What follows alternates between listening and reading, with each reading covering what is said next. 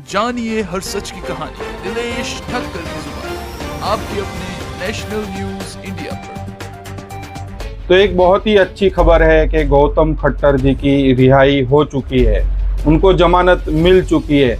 क्योंकि जिस तरह से उनकी गिरफ्तारी हुई थी उस तरह से पूरे देश में उनकी रिहाई की मांग उठ रही थी। हिंदूवादी संगठन कहो, साधु संत कहो और बड़े बड़े अधिवक्ताओं की एक ही मांग थी कि गौतम खट्टर जी और उनके भाई की जो गिरफ्तारी हुई तो नहीं होनी चाहिए और जल्द उनकी रिहाई होनी चाहिए। तो गौतम खट्टर जी की रिहाई हो चुकी है। गौतम जी, आज आपको बेल मिल गई तो क्या कहना चाहोगे? मैं यही कहना चाहूँगा, धर्म की जय हो, अधर्म का विनाश हो, प्राणियों में सद्भावना हो और विश्व का कल्याण हो। तो गौतम खट्टर जी ने सारे प्रश्नों के जवाब दिए और साथ साथ में उन्होंने हिंदू संत आसाराम जी बापू का नाम लेकर क्या कहा, आइए पहले सुनते हैं वीडियो में। कहना चाहेंगे लोगों ने हर्ट हुआ बोलकर आपका ऊपर कंप्लेंट किया। देखिए, मैं तो ये कहूँगा कि लाखों करोड़ों इस देश में सबसे ज्यादा यदि किसी संत के भक्त हैं तो वो संत आसाराम बापू के भक्त हैं। उनको कितना आहत हुआ होगा, कितना हर्ट हुआ होगा। तो ये सबसे पहले तो हमको डेरोगेटरी स्टेटमेंट की डेफिनेशन डिसाइड करनी होगी, दूसरा रिलीजियस सेंटिमेंट की डेफिनेशन डिसाइड करनी होगी, फिर उसके बाद में बात करेंगे। जो स्टेटमेंट आपने देखा कि गौतम खट्टर जी ने बाहर आकर मीडिया से बात की और उसमें हिंदू संत आसाराम जी बापू का नाम लेकर उन्होंने बहुत ही बड़ी बात कर दी। क्योंकि संत आसाराम जी बापू पिछले 12-13 सालों से जोधपुर की जेल में थे।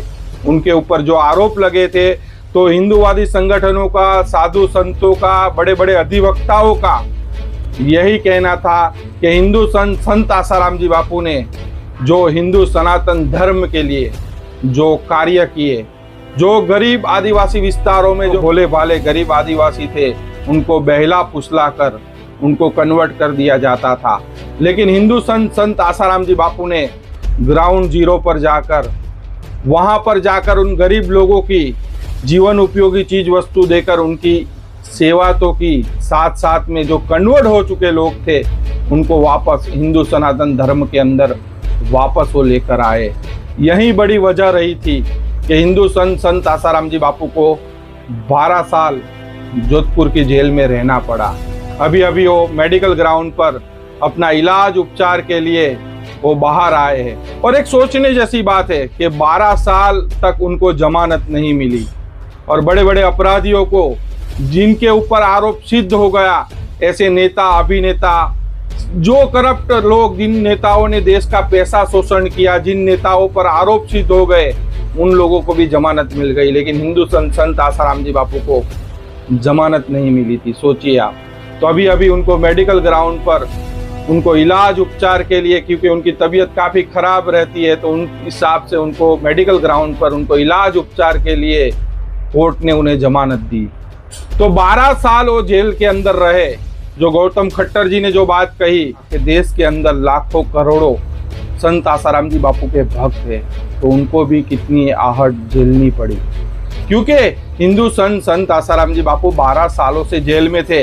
उनके करोड़ों करोड़ों भक्त रात दिन शांतिपूर्ण तरीके से आवाज उठा रहे थे कि हिंदू संत आसाराम जी बापू निर्दोष है। क्योंकि एक लड़की ने आरोप लगाया, लेकिन लाखों लाखों महिलाएं, लाखों लाखों बच्चियां चिल्ला रही थी कि हिंदू संत आसाराम जी बापू निर्दोष है, लेकिन उनकी कोई बात नहीं सुनी गई। यानी कि उनको कितना आहट होना पड़ा। तो गौतम खट्टर जी ने जो बात कही उस बारे में आप लोगों की क्या राय है? आप लोग भी वीडियो के कमेंट बॉक्स में जाकर आप लोग भी अपनी राय अवश्य रखिएगा। तो अभी जोधपुर हाईकोर्ट की बात की जाए तो अभी जोधपुर हाईकोर्ट में भी संत आसाराम जी बापू की अपील पर फैसला आना है। यानी कि जो निचली अदालत का जो फैसला आया था आजीवन कारावास की सजा का, उसके खिलाफ जोधपुर हाईकोर्ट में अपील डली थी और उस अपील पर सुनवाई पूरी हो चुकी है और बहुत जल्द जोधपुर हाईकोर्ट से फैसला आने वाला है। तो आशा और उम्मीद यही करेंगे हम जोधपुर हाईकोर्ट से कि निर्दोष हिंदू संत आसाराम जी बापू जोधपुर हाईकोर्ट से बहुत ही जल्द निर्दोष बरी होंगे। और साथ साथ में 5 मई यानी कि परसों 5 मई को सुप्रीम कोर्ट में भी संत आसाराम जी बापू आश्रम अहमदाबाद मोटेरा की जमीन की अपील पर भी सुप्रीम कोर्ट में सुनवाई है। तो सुप्रीम कोर्ट से भी आशा और उम्मीद यही है कि संत आसाराम जी बापू आश्रम मोटेरा के पक्ष में सुप्रीम कोर्ट अपना फैसला सुनाएगी। तो आप लोग भी वीडियो के कमेंट बॉक्स में जाकर आप लोग भी अपनी राय अवश्य रखिएगा। जानिए हर सच की कहानी दिनेश ठक्कर की जुबान, आपकी अपनी नेशनल न्यूज इंडिया पर।